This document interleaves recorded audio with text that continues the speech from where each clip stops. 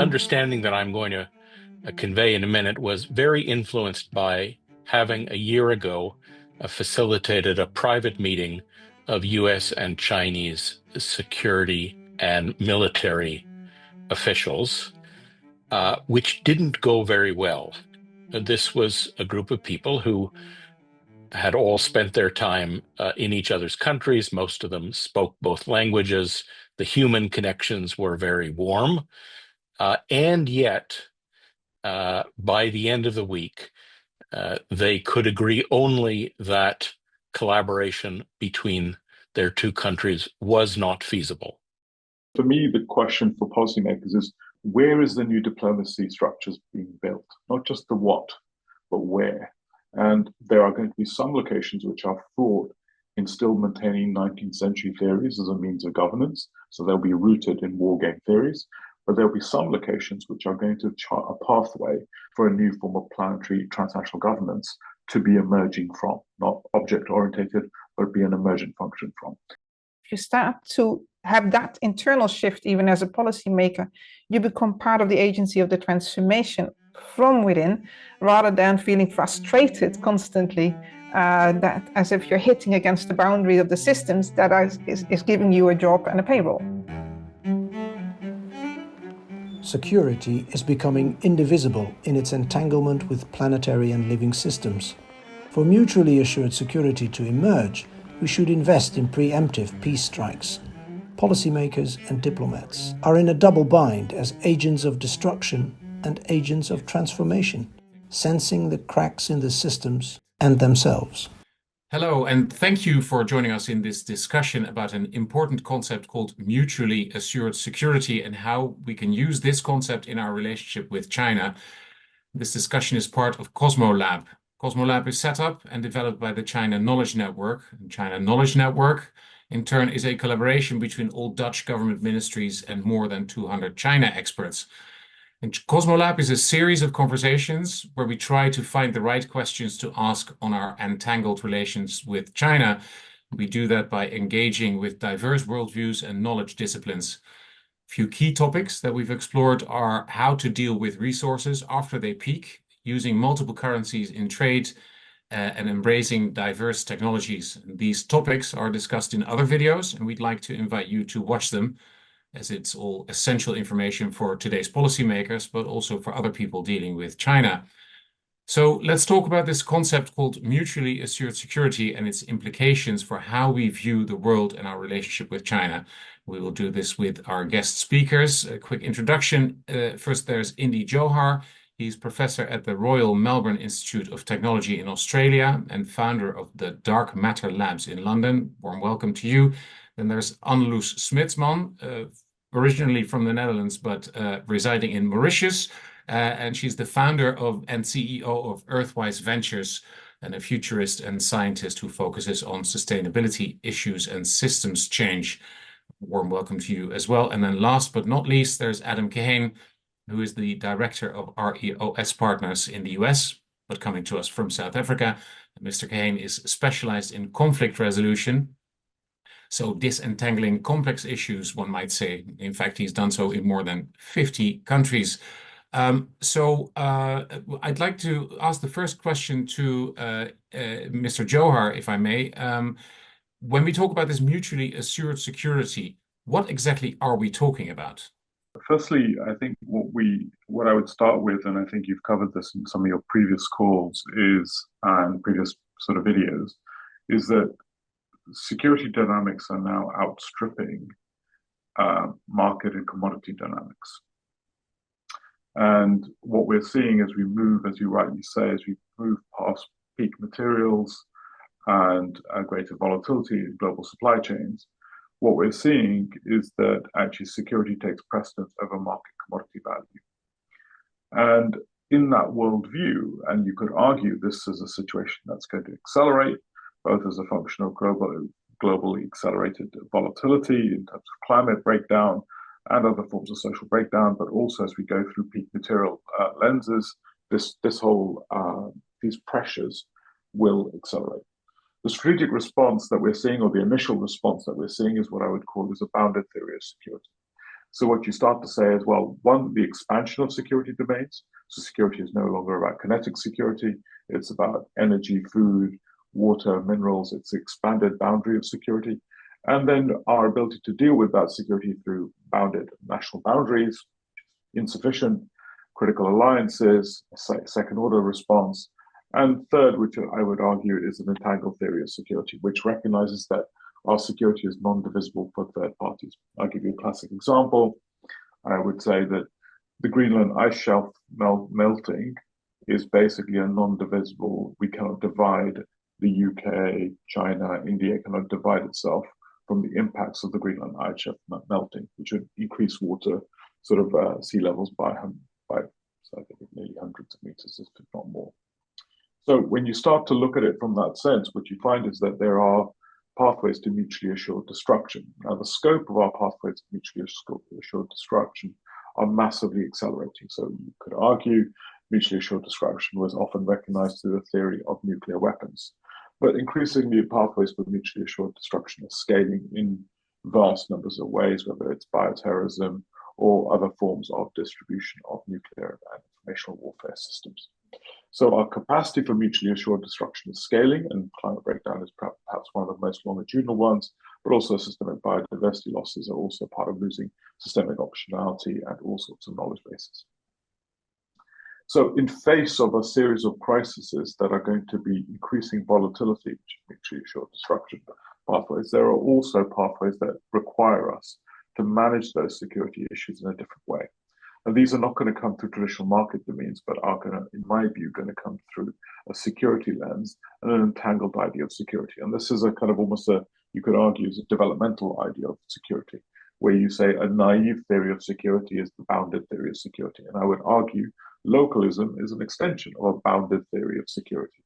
I will save my world because I'm going to draw a boundary around my world. And the reality is none of us are bound in boundary terms viable. So we're not viable in terms of boundary terms, whether it's in terms of energy, food, water, critical minerals, glasses, any of this infrastructure that we live in. Most of our food systems are deeply embedded into those realities. So what you start to realize is that there is a system level dependency. The UK, for example, is systemically dependent on Kenyan soil, or is systemically dependent on potassium being mined in certain parts of the world. So what you find is that you have to start to take a system to your security. So the UK, even in terms of, you have to perceive the UK as a metabolic flow of a knot of metabolic flows. The perception of the UK should not be a boundary system, but a metabolic flow system. Simultaneously, Netherlands should be perceived as a knot of flows, and it acts as a strategic knot of flows. In order to preserve and secure its position, it needs to perceive itself as the first horizon of flows. But eventually what you find is there are some flows which are so systemically entangled that they require security to be perceived through, I would say, as an entangled perspective. And I think that's the domain horizons of what we're starting to face. And what I think is traditionally, and if you marry that with a mass multipolar world perspective, which is where polarity and power is being distributed in lots of different forms. It's not just the distribution of power between the great powers, but the capability of mutually assured destruction is much broader than even the great powers. So if you start to recognize that I think slowly you start to recognize that we need a different pathway of assuring the future. And this is where I would say mutually assured thriving becomes the only viable pathway. And the language we're using is preemptive peace strikes, where you have to understand that actually, in order to avoid runaway catastrophic cycles of violence and weaponization and runaway cascading risks, you have to actually invest in preemptive peace strikes in strategic locations in order to preserve stability and mutually assured thriving. And I would argue there are places, critical places around the world, that need to be seen as preemptive peace strikes in order to avoid those runaway catastrophic risks, which I also would argue that once we start down the path of many of these cascading risks, it's very difficult to stop. Very, very difficult to stop, both systemically. I mean, the war machine fundamentally is off our carbon balance sheets, and it's addictive by its very nature, especially in low growth economies. So once you trip into those violences, whether it's national violences or other forms of violences, actually we're going to find a very difficult pathway to stop. And at the same time, what we are living in is a period where we're living in a second angle pause where the value of being human versus the value of capital is delaminating. So human value is significantly less than capital now, and it's actually moving in a different trajectory. So the incentives for pathological genocidal behavior in economies at the deep structural level are relatively high. So when you combine these risks into strategic analysis, I would argue that any sane, intelligent civilization that wishes to survive has to look at security from an entangled perspective. So, sorry, just to clarify, you were talking about a preemptive peace strike. Can you give an example of what that looks like, and perhaps in relationship with China? Sure. I mean, I want to fully declare I'm not an expert on China. I do not work in the China landscape at all, so I don't want to pretend of any form of expertise. But I would argue that there are glacier systems, for example, that border between India, China, Pakistan, that have a watershed effect of 3.5 billion people. And actually, whilst the water origination rights or the kind of headwaters are largely in Chinese territory, those landscapes of how we manage and not just manage, it's no longer about stabilization in the face of climate breakdown. It's actually about the regeneration of those infrastructures as critical watershed systems. Unless we can find a pathway to actually regenerating those water systems and keeping them viable over the longitudinal period, they will become a cascading path. They will see this cascading series of risks, which I think will lead us towards systemic war. So I would argue that the great powers would have an interest in, and I mean the great powers there being India, China, and the associated countries around it, would have a systemic interest in mutually assured thriving, of actually doing preemptive peace strikes on the water systems and building a co-investment institution, a new class of behaviors of those strikes.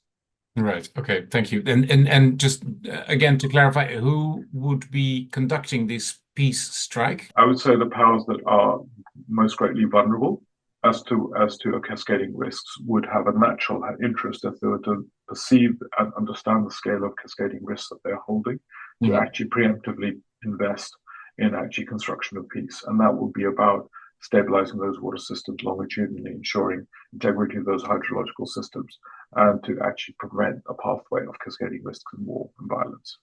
Okay, thank you so much, Ms. Smitsman. You live in Mauritius, which is a tiny speck in the Indian Ocean. What does the world look like from your perspective, and how do you look at this concept of mutually assured security? Yes, Mauritius indeed is part of the Indian Ocean region. For those who don't know where it is close to Madagascar. The Dutch actually colonized it partially long ago, so that might be interesting. So a global south perspective, and as a small island developing state sits, gives us, of course, quite a deep and systemic perspective on security, especially when you're threatened with sea level rise as well, incredible cyclones coming over, superstorms, and a lot. But it also gives the perspective, the importance of decolonization, of how we are looking at security, and especially access for a lot of small and developing states, access to funding, of course, for climate change, mitigation, adaptation, preparedness, risk preparedness. But let me give some interesting perspective that people may not be aware of in terms of the kind of China perspective here. There are long-standing relationships between Mauritius and China, and some question those because it does bring financial economic growth, but it's also sometimes labeled as a new form of colonization, not just in Mauritius but also in Africa, where a lot of the land is purchased by Chinese investors. So on the one hand, therefore, bringing perceived security economically and financially, but it comes also at the price, of course, of another form of dependency, which sometimes people are talking as a kind of indirect form of colonization in a new form. So in that perspective, the question then is, what does it mean, mutually assured security, when indeed we are on a pathway of mutually assured destruction systemically? I think then the diplomatic relationships becoming even more important. And I just want to, from there, take maybe a little bit more of a fundamental step backwards, which is part of the first parts of your series here. If we're looking at how people were relating or kind of institutionalizing security after the Industrial Revolution, you're seeing that we're relying on mechanistic sciences. So a mechanistic view of the world, as if the universe consists of parts and particles that are organized by immutable laws. And now, of course, what we're seeing with the quantum sciences is that we have a fundamentally different perspective of reality itself, and an informationally entangled universe that we all form part of. And indeed, the social sciences have not caught up with that yet. So the whole word security within a universe that's fundamentally complex, where fundamental insecurity is actually part of the nature of reality, I think is a very interesting, not just debate, but practice. What does this mean in a time when access to resources is becoming more scarce? Distrust is growing, many information and cyber wars that are already forming. So how do we then establish those relationships of trust? How do we develop those practices then of being willing to share resources, information, access to opportunities, but also other ways of shouldering then the impacts of the risks? So this is from a from a small island developing perspective, just wanted to presence that. And I think that from a security perspective for small island developing states, it's incredibly important that the SIDS nations themselves, of course, collaborate. And perhaps the biggest threat to security is ourselves, and that is the disease of our own disunity. And the ways that we are undermining the very opportunities for creating the necessary collaboration and coordination also in order to create this mutually assured thriving. So that's just quickly my perspective on that. So are you saying that security, the whole notion of security in itself is a utopia because of human nature? Is that what you're saying, or am I hearing this wrong? I think that the whole notion of security tends to be also at a corporate level very dualistic and very unrealistic in the sense that we are creating false securities. And if you're creating a false security in a time of growing complexity and growing uncertainty, then you are bound to come across unexpected risks and impacts. And because of the kind of incentives economically that Andy was also speaking about, you're still living with economies that externalize their risks and impact. And this is when you get not only a race to the bottom, but you're also getting systemically more and more destructive behavior because the impacts of our behaviors are not internalized within the systems themselves. And then you get a systemic blindness also to that. So I think we need a fundamentally different approach to both understanding what do we mean by security within this kind of changing reality, but also not only the understanding, but also how do we actually create security within a planetary boundary framework? And understanding, of course, that 6 of the 9 critical planetary boundaries have already been crossed.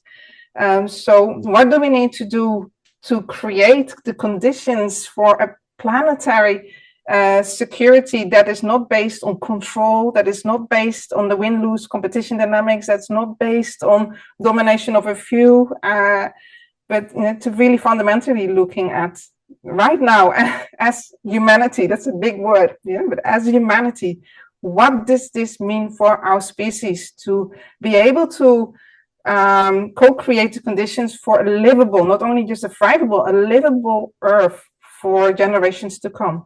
Right. Okay. Thank you. Thank you very much for that response.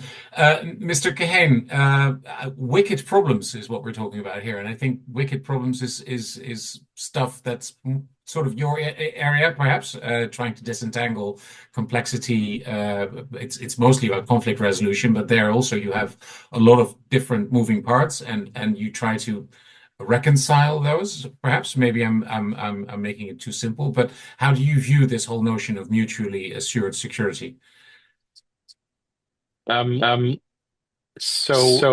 the work that my colleagues and I have been doing for the last 30 years isn't primarily about conflict resolution. It's primarily about the word that Annalise introduced about collaborating in order to address shared challenges. And Rios Partners is a global social enterprise started in South Africa, where I'm speaking to you from.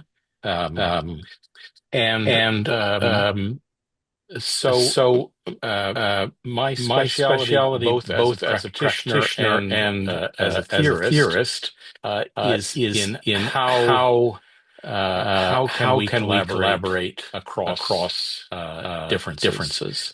And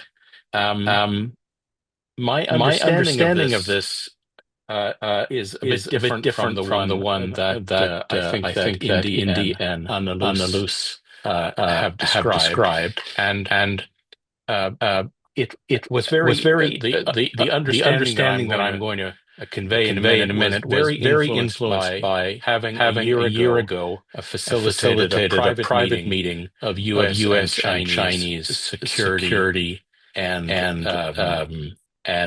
military officials, which didn't go very well. Or let me say, the conversation, the week-long conversation surprised me. On the one hand, everybody understood that the U.S. and China are part of a global system, and there's interdependencies, and very familiar with all of the global systemic risks that Indy and Annalise referred to. And also, this was a group of people who had all spent their time in each other's countries. Most of them spoke both languages. The human connections were very warm. And yet, by the end of the week, they could agree only that collaboration between their two countries was not feasible. One of the methods we use, which we used in that workshop, is scenario thinking about what could happen. And the four scenarios that group came up with were of different degrees of conflict. In my way of thinking about it, they were bad or baddest thermonuclear war. So they I was very surprised, shocked actually, that this group of people, from their understanding of the global and bilateral and domestic considerations, that a scenario about collaboration to address these the risks of mutually assured destruction could not happen.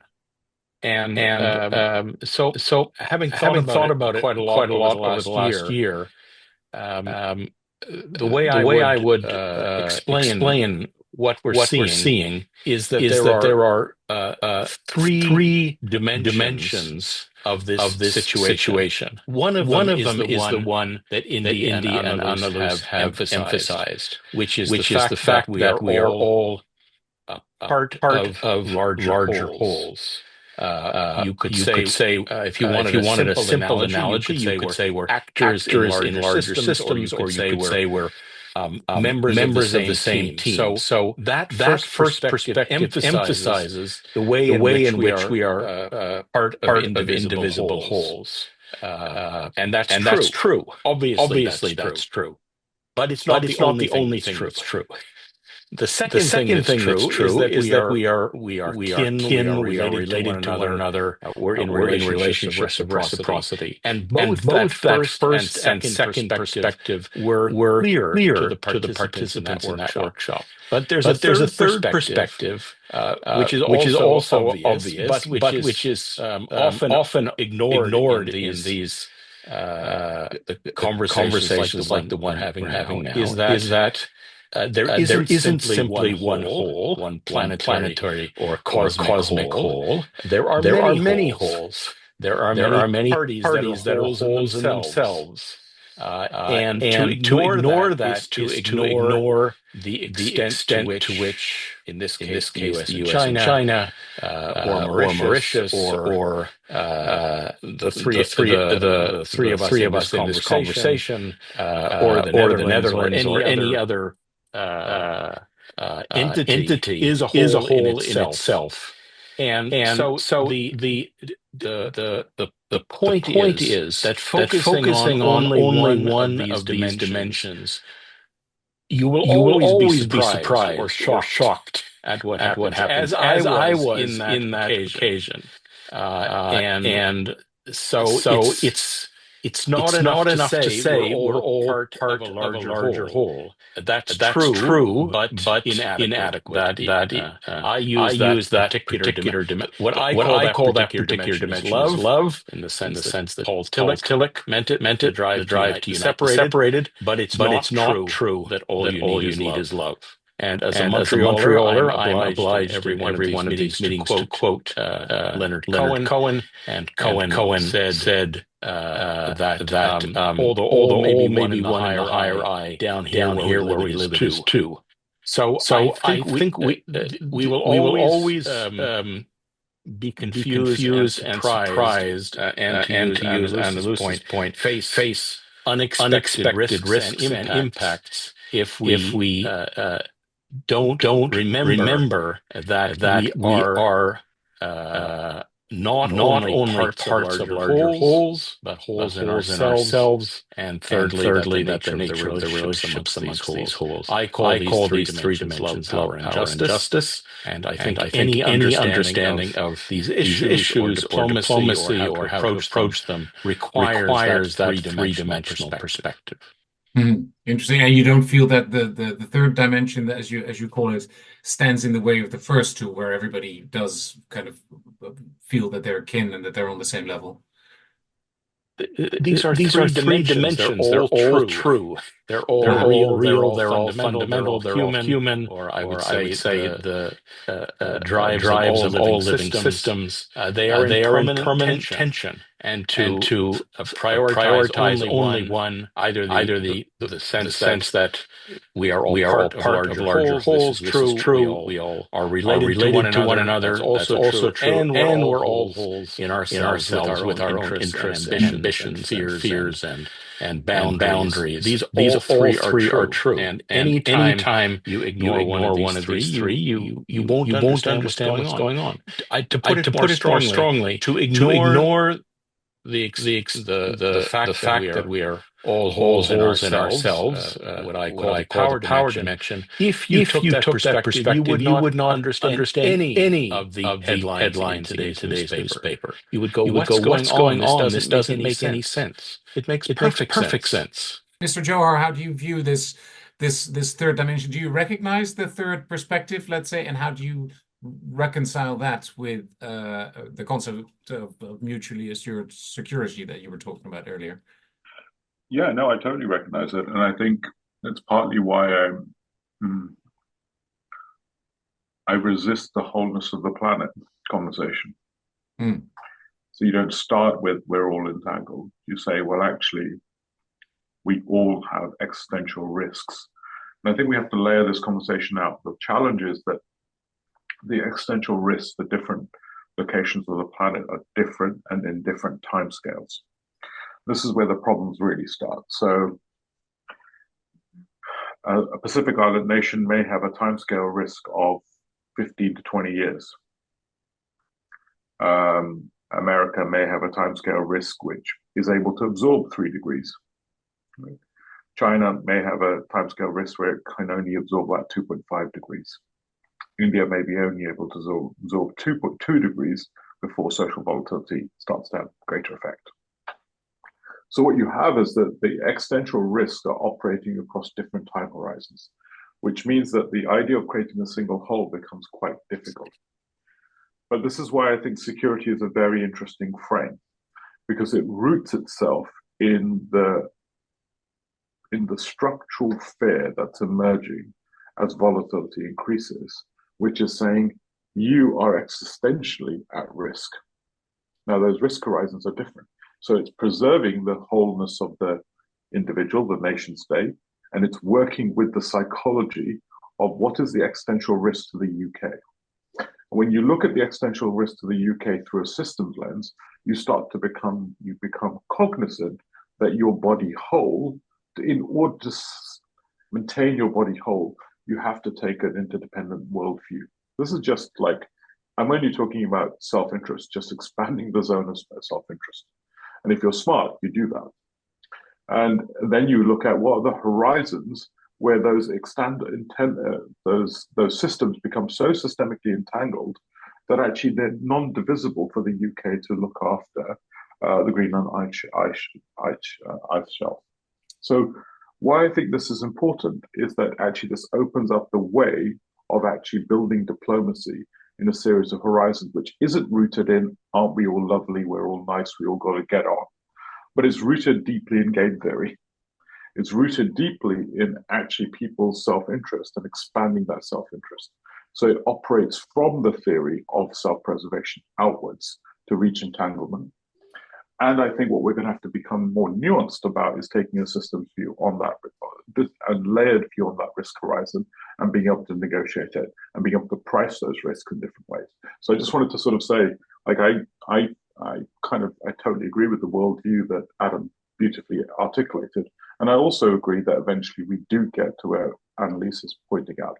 That is probably the kind of non-divisible truth. That also means that we have to re-educate ourselves. That's part of the education journey, I would say, that we have to recognize ourselves into becomings. So people like Bio talk beautifully about the kind of objecthood fallacy that we've been living in. And that's a 400, 500-year paradigmatic analysis of ourselves, and the nation state is born into that same theory. And that will take time for us to unwind and recode. So it's the bridging journey between where we are now, the security landscape, and actually exactly what Annelies points out, the future possible of being a planetary conscious system is going to be the emergent future of human-machine ecological systems. But it's the journey path that I'm interested in, and the link of how we work from where we are and systematically work our way through to this to a full entanglement. And that's where that's what I think combines the different aspects of the conversation that we're having. Thank you very much. Yes. So Ms. Smitsman, about the notion of planetary wholeness and so on. How do you view that? It's almost when you flatten that in words, the view is lost. It's a living relationship. Interesting with the words. But I just want to put some paradoxes here in this conversation. So we talked about wholes, but you can hear that as a whole, which means people feel there's fundamentally something lacking and missing, which is what's currently driving, this crazy consumption,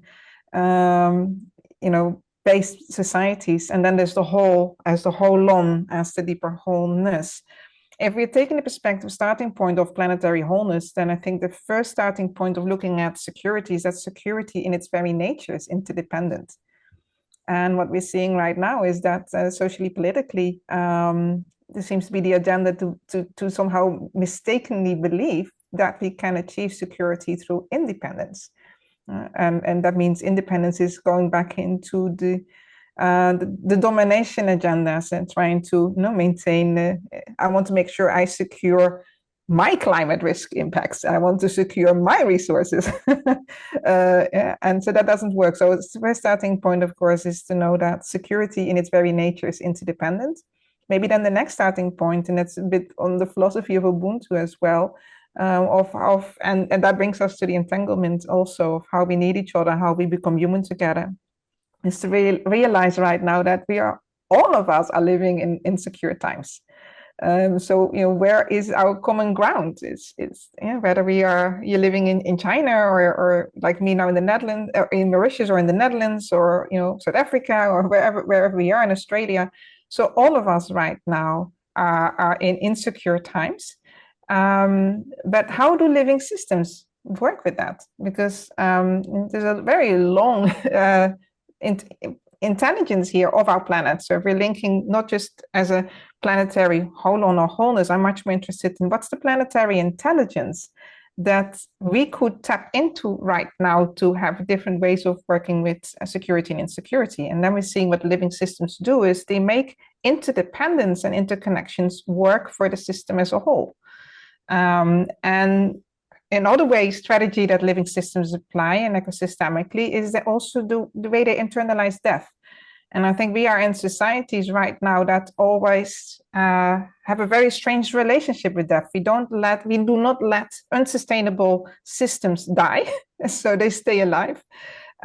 We are very afraid of our own death. We are using technology to extend life in ways that are rather bizarre sometimes and artificial.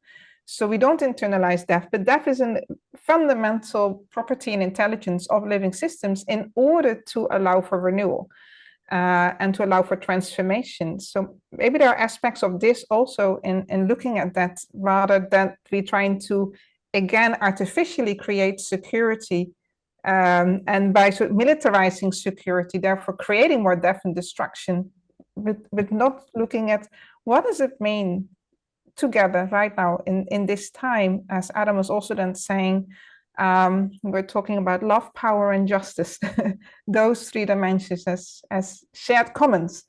And and to accept, first of all, what. How does that work for a policymaker or a journalist who is driven by, deadlines, urgency, politics, perhaps? How do you get this worldview that perhaps a lot of people can relate to? How do you make it so urgent that they need to take action? By taking the action in the way that it's informed out of these deeper fundamental questions and understandings. So as a journalist, that means, what are you focusing on? What is the narrative that you're feeding? And what are you making important? What are the real urgencies, and which of those are self-created? As a policymaker,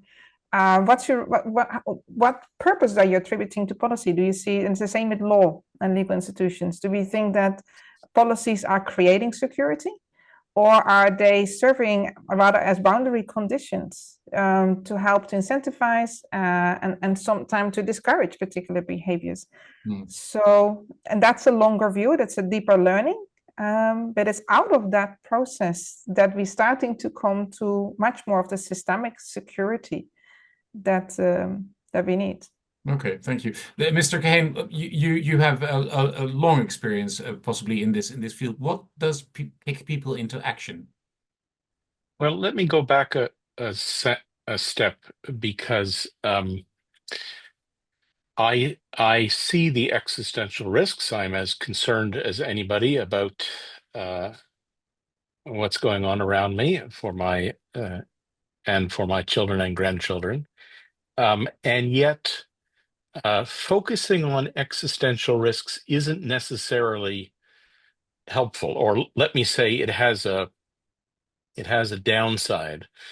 And so when you focus on my deadline, the existential risk, the risk that I'll be destroyed, the fear that this creates doesn't help us. And to take a controversial, or let's just say a topical example of this, the fact that both Israelis and Palestinians believe and can cite their own evidence that they are at risk of being wiped out is not leading to a sense of, oh, well, we need to realize we're interdependent and try to work this out. So I just want to dial back this emphasis or this assumption that if we thought our existence was at risk, that would cause us to take a larger view of our self-interest. On the contrary, my own personal experience, maybe I'm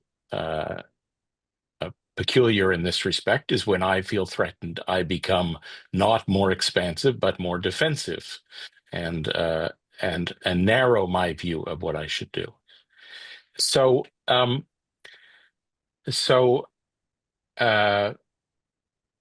I have focused all my working life on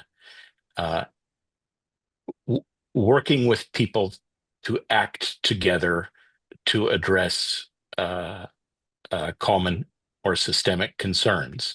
That's what collaboration means. The word collaboration in English has two very simple meanings. The first is just to work jointly with. And so I'm interested in what enables us to work jointly with on the issues in front of us. Of course, there's another meaning of the word collaborate, which is important to keep in mind. I think this second meaning shows the difficulty, the intrinsic difficulty with collaborating. The second meaning of the word collaborating is to betray, okay, to be a collaborator. I was working in had a fellowship in Paris in September, and to talk about the word collaboration or collabo uh, in France strongly evokes the memory of collaboration with the Nazis.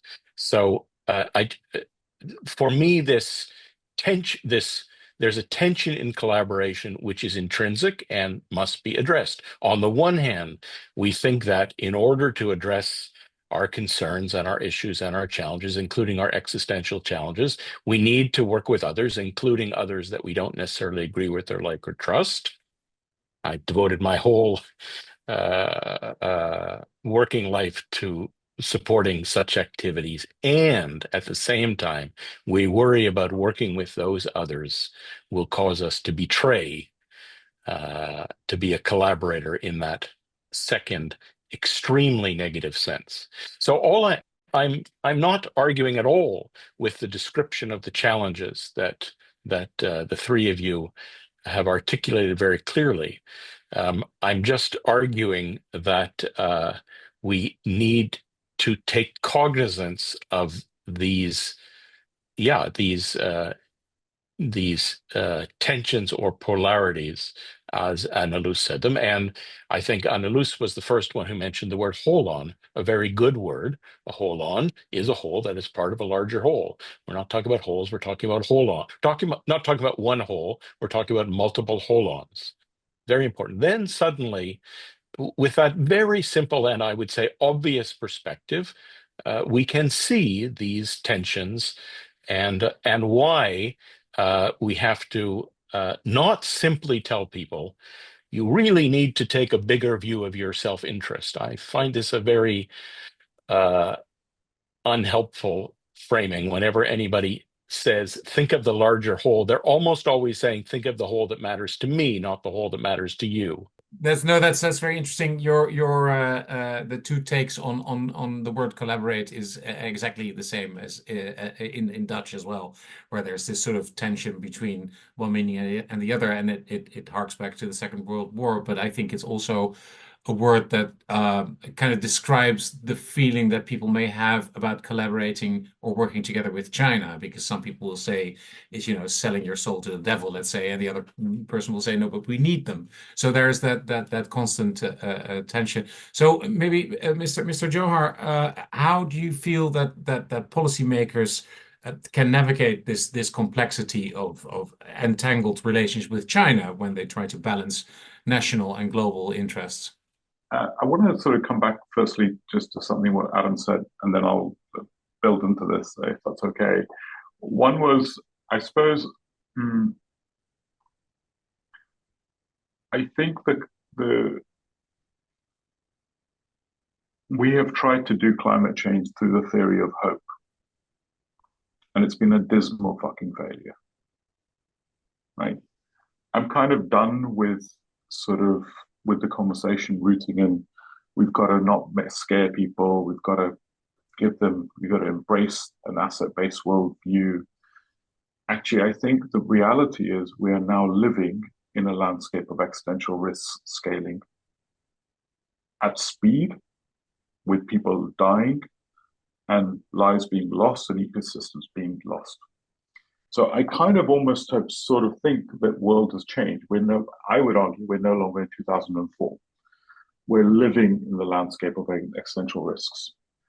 And I think what we're going to have to do is something that I don't know how to do, but I think we're going to have to figure it out, is operate in a landscape of fear, recognize our own deep vulnerabilities in those existential risks, and then find a new landscape of strength of how we operate in fear, in vulnerability, but with a strength of agency. to be able to move beyond these issues. And I don't know, and I'm going to be really sorry, I don't think I certainly don't know how to psychologically take bodies, hold on, so I think that word, through that cycle. But the psychological journey I think we're going to have to do is something quite different to what we've been attempting to do for the last 20 years. And I find that both a situational reality as opposed to sort of what I would like to do, what I think would be right. I think we're now in that situational reality. And I think that requires new practices, new mechanisms, everything else. And I'll leave that to everyone else. But so I suppose I'm in the kind of landscape on the other side of that situation, where how do you operate in a landscape of existential risk and accelerating fear? And fear is accelerating as those risks become more and more palpable and visible in different pathways. And I think it opens up, other possibilities. So I just wanted to sort of frame some of that through that landscape. And I also think existential risk is a function to the identity. It's not a function for the description of a third party. Risk is always through a perspective. Risk is always rooted to a theory of who is the agent and the identifier in that system. So I totally agree with Adam that actually often risk, which is ubiquitous risk or sort of what I call non-assigned risks, are usually power plays, but actually risks which are always rooted in a theory of identity always are situational and are always relevant to that actor. The question is whether they can operate across all those horizons of political other things. So I just wanted to sort of go there. I think from a policymaker's perspective, I think this is probably the kind of if we've lost the age of globalization as we've currently had it, and a commodity and capital markets driven globalization, and we're operating in this new multipolarity, and you could argue there's a tinge of operating in the dark forest, using the Chinese science fiction author's metaphor, where multipolarity and vulnerabilities are from multiple aspects. I think this opens up a new theory of what diplomacy looks like. And the kind of analogy I would use is we're operating in the dark forest with a time-limited horizon that we're all going to die unless we find a way to organize ourselves. So it's a dark forest. We don't know who can kill us, who can come and help us. We don't know. So silence is the operative, and individualism is the operative behavior as the dark forest emerges. But at the same time, we're all consciously aware there's a self-termination event coming. So that is the kind of situational context that we're operating in. And I think this requires a different type of game theory dynamics to be explored in different ways to be able to do that. And like I say, I mean, like we're working on stuff like preemptive peace strikes, and we're working on moving from conservation systems to generative systems, new type of institutional logics. I think these futures are being born in what I'd call transnational locations. So, for example, the River Danube was where international waters were born. International waters were born on the River Danube after a war as a means to actually reorganize governance in a different way. And I think we're going to see new theories of governance emerge in glacier systems, in these critical transnational goods, which actually open up a pathway for preemptive peace, strategic rebuilding of some of the kind of planetary mechanisms, but in quite a different way. Won't necessarily be through the classic centralized frameworks. So for me, the question for policymakers is where is the new diplomacy structures being built? Not just the what, but where. And there are going to be some locations which are fraught in still maintaining 19th century theories as a means of governance. So they'll be rooted in war game theories. But there'll be some locations which are going to chart a pathway, like I would say glacier systems, these sorts of ecological systems, which require both infrastructure level perspectives, collaboration, all that sort of stuff, where I think we can lay a path for a new form of planetary transnational governance to be emerging from, not object orientated, but be an emergent function from. So from a policymaker's perspective, I would be looking for the sites of next governance and new forms of transnational governance frameworks, as much as the kind of what I'd call a ubiquitous worldview. I don't think it'd be ubiquitous. Different parts of the kind of infrastructure will have different forms of logics around that, and I think that's going to be super interesting. Mm. Thank you. Thank you. That's a very interesting interesting approach to the question that I'd also like to pose to Ms. Smitsman. If you were advising Dutch policymakers, what would be a key question that they should be asking, perhaps themselves, or asking, their work? Yes.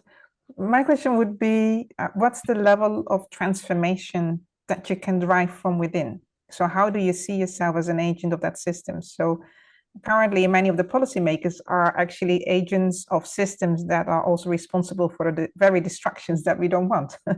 So they are both in a systemic blind spot, but also in a systemic bind, towards these accelerating destruction pathways. However, and maybe that's my optimistic view within the enormous challenges that we all face with. I do believe there's agencies always in very unexpected ways. If there's some degree of freedom and decision making and conscious thinking, even having the ability to ask the questions like you're doing right now. So the question to a policymaker would then, if you were to envision yourself as an agency of transformation to help the transformation of these systems within which policy is embedded, from within, what could be the actions that you could be taking? And it could be by having different prioritization, putting different topics on the table, making sure, for example, when we're working with sustainability, just a little bit of a critical view of the EU Green Deal, but you can see that a lot of the sustainability indicators and frameworks out of that are not yet sustainability context-based because they are lacking the large embedding within the planetary boundaries framework. So it would be also to saying, okay, what do we need to prioritize? What are we putting our focus on? How can we help deepen the conversation? How inclusive are we? Indy was also talking about the expansion of the boundaries right now in terms of both in terms of risk, but also, of course, where do we put the boundaries of our system in terms of our inclusiveness as well? What does it mean? So if you are in the Netherlands, what does it mean to be Dutch?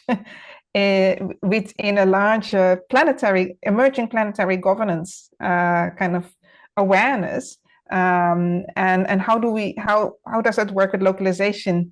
For example, if we have this whole new technological systems also like blockchain governance systems that are making decision making and participation cross boundaries possible. So I think it's really important for policymakers, really educate yourself also about technology, get on board, understand what are new different forms of governance rather than focusing on a government. Start to understand distributive intelligence as well. How can I make participation in decision making empowering, also rewarding, inclusive, meaningful? What's the meaning making in policy making as well? And I think if you start to have that internal shift, even as a policymaker, you become part of the agency of the transformation from within, rather than feeling frustrated constantly, that as if you're hitting against the boundary of the systems that is giving you a job and a payroll. Okay. Thank you. Thank you very much. I hope policymakers are taking notes. Mr. Kahane, what is the key question that people keep missing? What should they be asking themselves? Well, I'm appreciating this conversation very much and the perspectives of all of you. And I know and admire very much the really great experiments that Dark Matter Labs is doing to try to find completely new mechanisms for dealing with these challenges. I've worked quite a lot with Dutch policymakers, including or especially in the Ministry of Foreign Affairs. And I would offer three suggestions, which I think are already understood, but maybe it's helpful to articulate them. The first would be, I think it's important, very important, to not start with the assumption that we're all the same, we all have the same values, we all have the same interests, we all have the same way of understanding things. And so I think I would just say there's limitations to the idea that a Dutch or a Western or universal set of values and mindsets and understandings is what you need. I've worked for many decades in different places, first in Guatemala and more recently in North America and Australia with uh, with indigenous people, and I'll just make the obvious point that these are different ways of understanding reality, different cosmovisions. And I think there's a tendency by North Americans and Europeans to imagine that there's one universal set of values and right answers, and if everybody would just get with the program, we could sort this out. And I think that's less and less tenable. Relatedly, another point would, so there's another way of approaching situations of diversity. I just spent a month in Dubai, which I found extremely interesting. And whenever I would ask Emirati or Dubaian leaders, what is it that enables you to work with such extraordinary diversity? I always got the same answer, which I think is an interesting answer, which is we're traders. Uh, and the trading mindset, which is central to the self-image of Dubaians, and I think also somewhere in Dutch self-image as well, is that we don't, it really isn't about whether I like you or trust you or have the same values as you. It's whether there's something to be done here. Is there something we can do with each other? So a particular mindset, which I think is maybe undervalued. One senior Emirati international diplomat said to me, we engage aggressively with everyone. I think he was speaking particularly of a diplomatic tour of the prime minister to the U.S. and China and Russia and India in one trip. So I guess there's something to be said for that maybe undervalued trading mindset. And the other, which is related and which I think is well understood in or well practiced in Dutch diplomatic circles, I call it looking for the cracks. These systems aren't as solid as we imagine them to be. Bayo Akomalefe has said this very eloquently. There are cracks, again, citing Leonard Cohen. There's a crack in everything. That's how the light gets in. But the idea that we're not trying so much to transform the whole thing, to take a sledgehammer, rebuild it. We're looking for what's shifting and where there might be a crack. And when I talk with Dutch diplomats in particular about how they are finding their way, the stories are all about, well, there was this coffee break in the meeting and we found this opening we didn't know was there, or we had a meeting about something, but it turned out that there was a different conversation, or it's very much this capacity to see where there's an opening and work with that opening, which I think is also a different mindset from let's look at the whole system, just rebuild it. That may lead to rebuilding, but so I understand these approaches of multiple worldviews or multiple cosmovisions, a trading mentality, a looking for cracks as being very pragmatic ways to deal with the situation we're in.